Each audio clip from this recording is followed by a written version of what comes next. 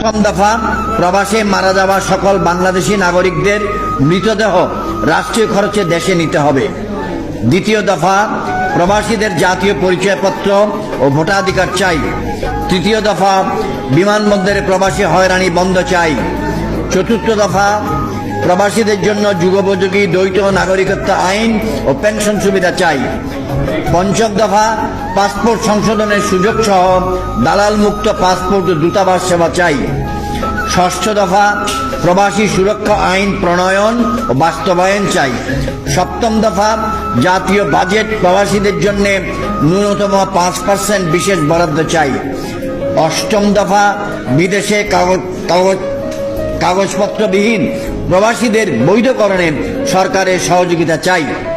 নবম দফা, বিদেশে প্রবাসীদের জন্য পর্যাপ্ত বাংলাদেশি দূতাবাস ও শ্রম কল্যাণ উইং চাই।